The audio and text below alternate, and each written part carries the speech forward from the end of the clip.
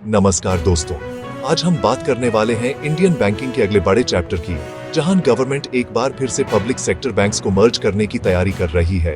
IDBI bank sale almost final stage पर है और फॉरेन बैंक्स इंडिया में बिलियन डॉलर्स लेके आ रहे हैं। क्या ये बैंकिंग का नेक्स्ट बूम है या एक साइलेंट रेवोल्यूशन? चलिए समझते हैं सिंपल लैंग्वेज में।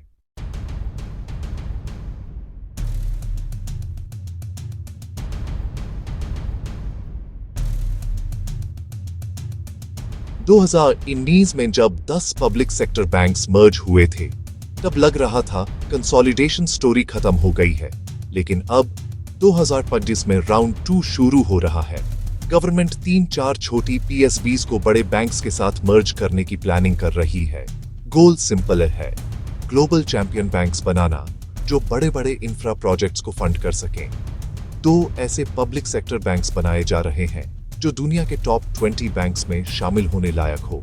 अभी एसबीआई एसेट्स के हिसाब से 43rd रैंक पर है ग्लोबल बैंक्स में। पर हर रिफॉर्म के साथ रेजिस्टेंस भी आता है। सूरत के परसी कम्युनिटी ने अपोज किया सेंट्रल बैंक के मर्जर को और बैंक यूनियंस भी खुश नहीं है, क्योंकि अब प्राइवेट प्रोफेशनल्स को पीएसबी टॉप जॉब्स के लिए अलाउ किया गया है। उनका कहना है ये रिफॉर्म्स के डिस्गाइज में प्राइवेटाइजेशन है। अब बात करते हैं उस डील की जो बैंकिंग हिस्ट्री लिख सकती है। IDBI bank stake sale. Government और एलआईसी मिलकर अपना 61% स्टेक बेच रहे हैं एक स्ट्रैटेजिक बायर को। एलआईसी को अब पब्लिक शेयर होल्डर डिक्लेयर कर दिया गया है और बिड्स अक्टूबर-दिसंबर 2025 के बीच एक्सपेक्टेड है। अगर ये डील सक्सेसफुल होती है तो ये एक प्रूफ ऑफ कॉन्सेप्ट बन जाएगी कि पब्लिक सेक्टर बैंक्स भी प्राइवेट एफिशिएंसी के साथ रन कर सकते हैं और फिर बाकी पीएसबीज के प्राइवेटाइजेशन के रास्ते खुल सकते हैं। अब देखिए, जब इंडिया कंसोलिडेट कर रहा है, फॉरेन बैंक्स एंट्री ले रहे हैं। दुबई का एमिरेट्स एनबीडीआरबीएल बैंक में 25% स्टेक खरीदने की तैयारी में है, लगभग $1.7 बिलियन का डील। और जापान का एसएमबीसी भी येस बैंक में अपना स्टेक बढ़ा चुका है। ये दिखता है कि ग्लोबल प्लेयर्स इंडियन बैंकिंग को रिस्क नहीं बल्कि अपॉर्चुनिटी के रूप में देख रहे हैं, क्योंकि हमारा मार्केट यंग है, ग्रोविंग है और डिजिटल फर्स्ट है। डॉस्टन हेडलाइंस छोड़ दीजिए, असली कंसोलिडेशन तो रूरल लेवल पे हो रहा है। गवर्नमेंट ने 1 स्टेट 1 आरआरबी पॉलिसी के तहत 35 रीजनल रूरल बैंक्स को मर्ज करके अब सिर्फ 28 बनाए हैं।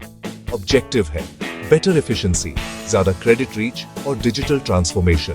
और एयू स्मॉल फाइनेंस बैंक को मिला है यूनिवर्सल लाइसेंस, मतलब अब वो भी बड़े बैंक्स के लीग में खड़ा हो गया है। स्मॉल फाइनेंस से यूनिवर्सल बड़ा जंप है ये। तो सवाल ये उठता है, सब कुछ एक साथ क्यों हो रहा है? एक आरबीआई के नए rules, expected credit loss model से छोटी बैंक्स पर प्रेशर बढ़ गया है। 2 गवर्नमेंट गोल, अपना ओनरशिप कम करना और एफिशिएंट सिस्टम बनाना। 3 digital cost, AI, cyber security, compliance. ये सब महंगा है, स्केल ही सर्वाइवल है। अगले 2-3 साल में आप देखोगे आईडीबीआई डील क्लोज होगी, नए पीएसबी मर्जर्स कंप्लीट होंगे और फॉरेन प्लेयर्स और एंट्री करेंगे। 2030 तक इंडिया के पास होंगे 4-5 मेगा बैंक्स जो ग्लोबल स्टेज पर कंपीट करने के लिए रेडी होंगे।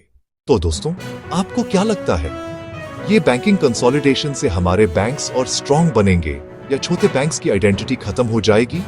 कमेंट्स में लिखकर बताइए अपना ओपिनियन।